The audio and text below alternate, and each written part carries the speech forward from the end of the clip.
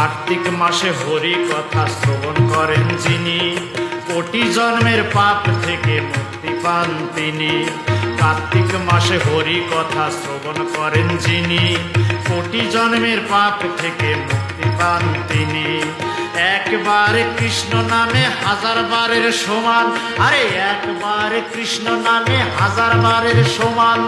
তপ জপ ব্রত পালন করেন গুণীজন।